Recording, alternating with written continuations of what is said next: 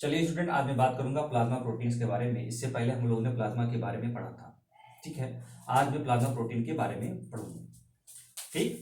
तो हमारे plasma protein में क्या होता है? सीरम एल्बुमिन होता है, सीरम एल्बुमिन,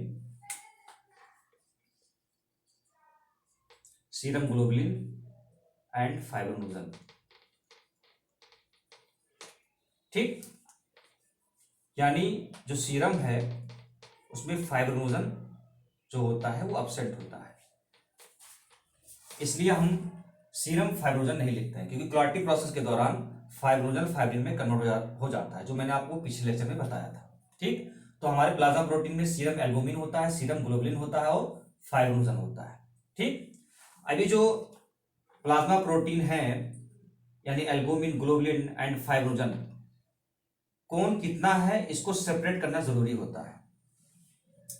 तो सेपरेशन करने के लिए एक मेथड है इलेक्ट्रोफोरेटिक मेथड। इस मेथड के अनुसार एल्बुमिन को, ग्लोबुलिन को, फाइब्रोनोजन को अलग किया गया, ठीक।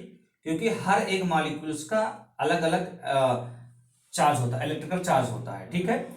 तो इस पे क्या हुआ, एक पॉजिटिव इलेक्ट्रोड होता है, निगेटिव इलेक्ट्रोड होता है। तो जो मॉलिक्यूल निगेटिव वाला चार्ज होता है वो पॉजिटिव की तरफ जाता है, जो पॉजिटिव चार्ज होता है वो निगेटिव की तरफ जाता है, ठीक है। तो इस बेस पे एल्बुमिन, ग्लोबुलिन और फाइब्रोनोजन को सेपरेट किया गया। इस मेथड को बोलते हैं इलेक्ट्रोफोरेटिक मेथड, ठीक है।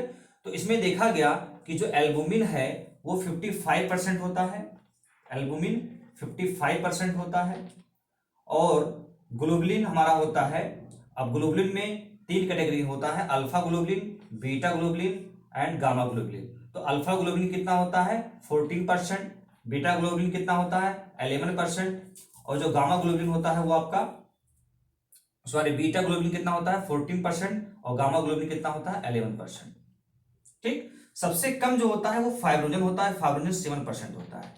तो यानी प्लाज्मा प्रोटीन जो है वो दो चीजों से मिलकर बना हुआ है, प्रोटीन्स यानी albumin, globulin plus clotting factor, clotting factor यानी फाइब्रोनोजन, ठीक है। या यह बात आपको समझ में है?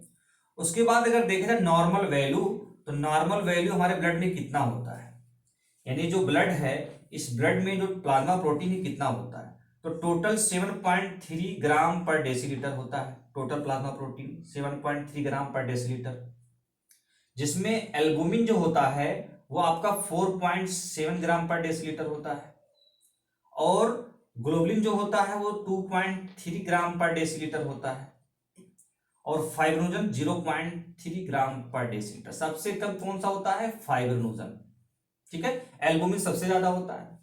यानी जो एल्बुमिन होता है वो हमारे ब्लड में वाटर को होल्ड किए रखता है। इसी की वजह से हमारे ब्लड में 25 mmHg है ना प्रेशर क्रिएट होता है, एल्बुमिन की वजह से ही। ये हमारे ऑनकोटिक प्रेशर को मेंटेन रखता है, यानी हमारे ब्लड में ऑनकोटिक प्रेशर को ये मेंटेन रखता है।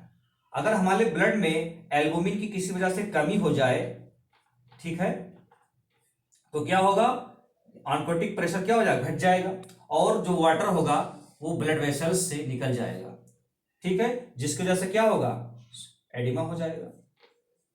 तो जो भी हम लोग एल्बुमिन, ग्लोबुलिन, फाइब्रोनोजन जो भी हम पढ़ते हैं, इसलिए पढ़ते हैं ताकि इसके फंक्शन के बारे में हम लोगों को पता होना चाहिए, ठीक है। इसके कमी से कौन सा डिजीज होगा, क्या क्या एबनॉर्मेलिटी या क्या सिम्टम हमारे बॉडी में आएंगे, तो इसलिए हम लोग पढ़ते हैं, ठीक। तो नॉर्मल वैल्यू कितना होता है? 7.3 ग्राम पर डेसीलीटर, जिसमें एल्बुमिन जो होगा 4.7 ग्राम पर डेसीलीटर, ग्लोबुलिन होगा 2.3 ग्राम पर डेसीलीटर, और फाइब्रोनोजन जो होगा 0.3 ग्राम पर डेसीलीटर होगा।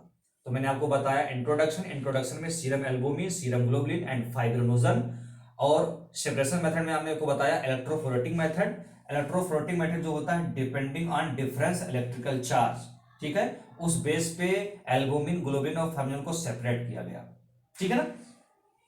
तो एल्बुमिन का जो काम होता है मैं आगे बताऊंगा। तो जो एल्बुमिन का काम हुआ होता है, ये सबसे ज्यादा इसका काम क्या है? ये हमारे ब्लड में ऑनकोटिक प्रेशर को मेंटेन रखता है हमारे ब्लड में, ठीक है। और जो ग्लोबुलिन होता है ये एक तरीके से इम्यून रिस्पांस, यानी एक तरीके से ये हमारे एंटीबॉडी बनाने का काम करता है, हमारी बॉडी में एंटीबॉडी बनाने का काम करता है, इसलिए इसको क्या बोलते हैं? इम्यूनोग्लोबुलिन भी बोलते हैं। क्या बोलते हैं? इम्यूनोग्लोबुलिन। और जो फाइब्रोजन है ये क्लॉटिंग फैक्टर है, यानी ब्लड को क्लॉट कराने में मदद करता है।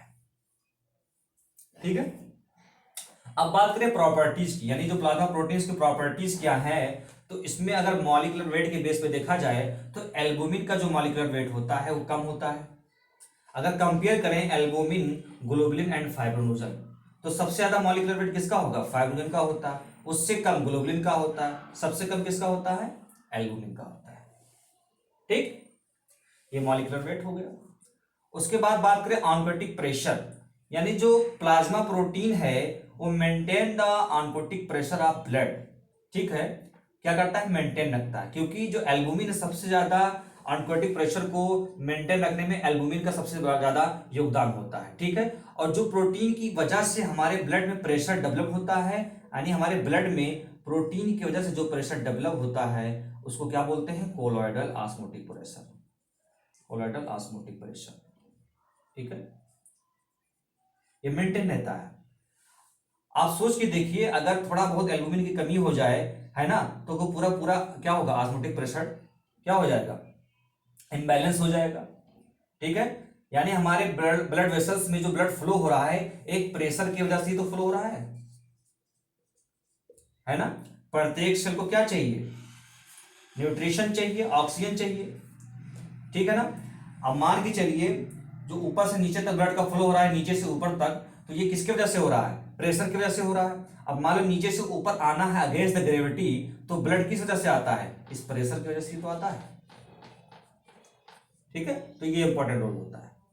ठीक, साथ ही साथ अगर हम देखें, मैंने आपको बताया प्रॉपर्टी में मॉलिक्यूलर वेट, ऑनकोटिक प्रेशर, और इसका बफर एक्शन भी काम होता है। क्या होता है? बफर एक्शन, यानी जो हमारा प्रोटीन है, प्लाज्मा प्रोटीन, उसके अंदर कौन सी प्रॉपर्टीज पाई जाती है? Acceptance of